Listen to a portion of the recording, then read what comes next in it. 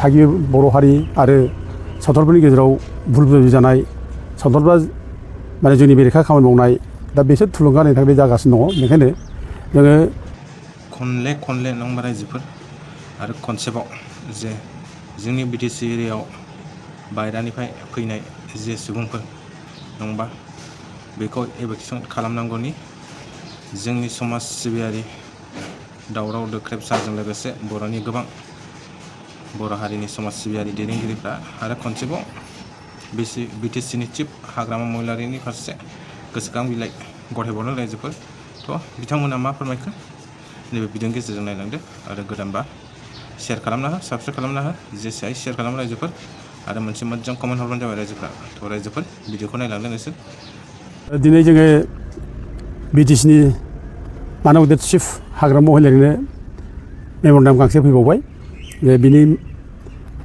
मेम'रेन्डाम होनायनि खारना जाहैबाय हाग्रा ओनसोलाव इसेबां इलिगेल भाबै हाबनानै दं, बिसेस करे बिहार बेंगल झारखन्ड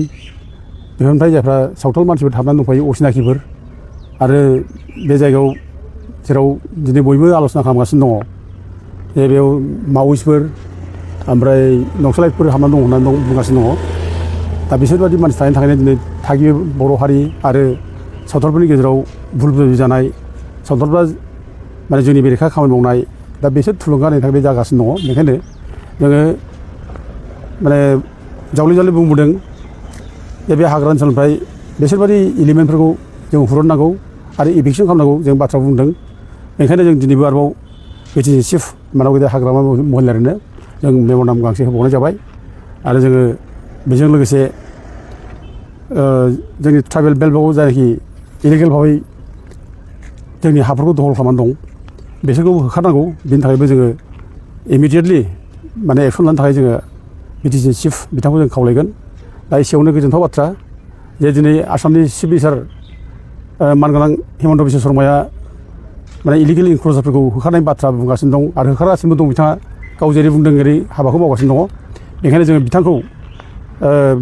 बेल्ट ब्लक एरियायावबो थाबैनो इभिकसन खालामनो थाखाय जोङो गाबोन गांसे मेम'रेन्डाम जों बिथांनो फाथायहरगोन। दा बिटिसिआव हा हुनि पावारा बिटिसिनि बेयो बिटिसिनि ट्रेन्सफार साबजेक्ट बे बिटिसिआ मावजोबनांगौ। दा खिन्थु इभिकसन बेलायाव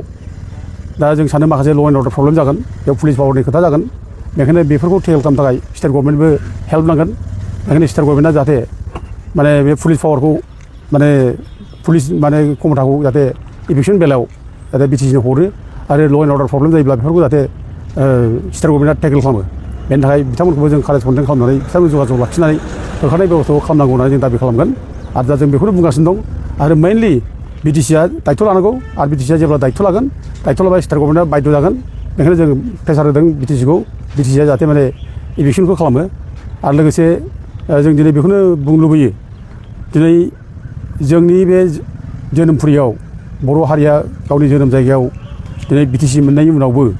जों जे आलाय सिलाय जानांदों, जे मालाय हारिखौ गिनानै जों थानो गोनां जादों गिलुं जेरावबो जों एथ' जोंहा मोजां सोदोमस्रि गोनां कालसार दङ बर'फ्रा नाहा थांनाय मैहा थांनाय हाग्रा बंग्रा जायगाफ्राव थांनानै मैगं लायनाय बन खननानै लायनाय दिनै ना गुरनाय बेफोर जिनिसा दिनै जोंनि गेजेराव गैया जालांबाय। गिलुं थानो गोनां जाबाय। जिबनखौ ओरै बासायनाय बेबायदि मोनसे परिबेस फैबाय। दा बेफोर लाजिनो गोनां जायो जोंनि थाखाय जे गावनि जोनोम जायगायाव गावनि जोनोमफुरि जायगायाव जों 6 सिडुल बिटिसि मोनबाय एथ' खस्थ' खालामनानै गोबां मानसिनि जिउ गारनानै दा बिनि उनावबो जुदि जोङो गावनि जायगायावनो जों गिलुं थानो गोनां जायोबा बेनिफ्राय दुखुनांथावसिन जेबो सानाय नङा। बेनिखायनो जोङो बेफोरखौ जोङो जानो होनो नाङा। जों बयबो माने बर' फिसाफ्रा बयबो जयैनो खौसे जालायनानै जों नाजानांगोन। जोंहा गोबां आफाद दं, बे आफादफ्रा सिरि थानो नाङा। दिनै गोबां आफादफ्रा दिनै सिरि थानायखौ जों नुदों। जाहाथे बिथांमोनाबो जाहाथे सिरि थाया, बिथांमोनाबो आवाज दिखाङो आरो जेब्ला बिथांमोनाबो आवाज दिखांगोन बिथांमोनाबो जेब्ला दाबि खालामगोन गोख्रों जागोन अब्ला बिटिसि सरकारा गोख्रों जागोन। जेब्ला जोंनि मानसिफ्रा साइलेन्ट जाजोबगोन सिरि थाजोबगोन अब्ला बिटिसिनि माने खुंगिरियाबो बिटिसि सरकाराबो साइलेन्ट जागोन। बेखायनो रायजो राजाफ्रा जोंनि आफादफ्रा गोख्रों जायोब्ला अब्ला बिटिसिनि खुंगिरिया गोख्रों जागोन। बेखायनो जों जेसेबां माने बर'नि आफादफोर दं, जातीय आफादफोर दं, बिथांमोनाबो जाहाथे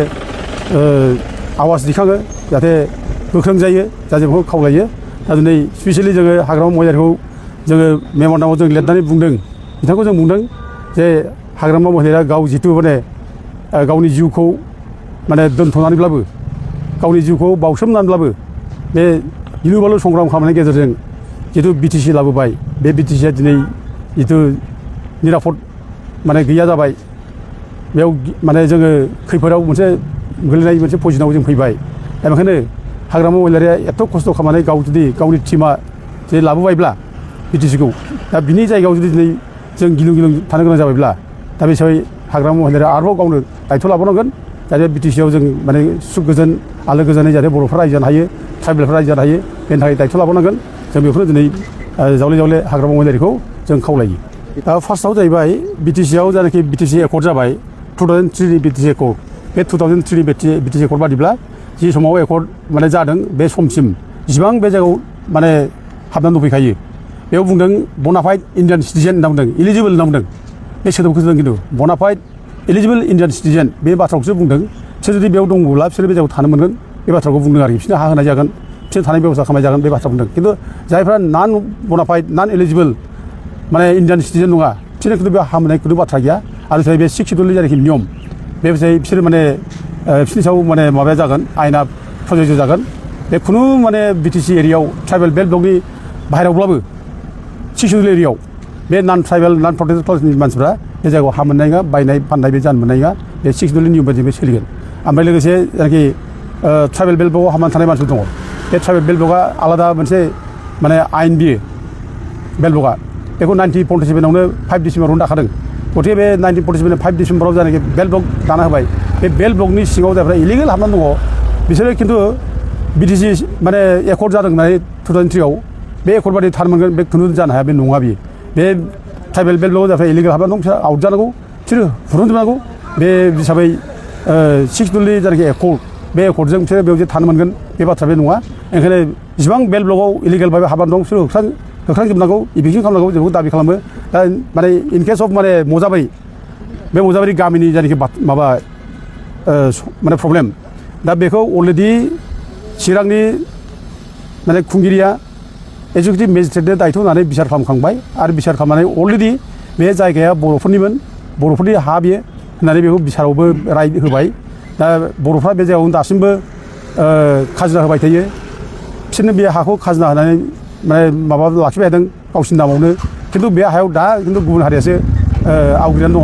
गुबुन हारिया बेयाव आबाद मावनानै दं दा बेखौ बे न' लुनानै थानाय आबाद मावनानै थानाय बे बाथ्राखौ दिनै बे एक्जिकिउटिभ मेजिस्ट्रेटआ चिरां जिल्लाना बे रोखा रोखा बुंनो हाबाय दा गथिखे बेखौ माने बिटिसिआ जिथु माने पावार गोनां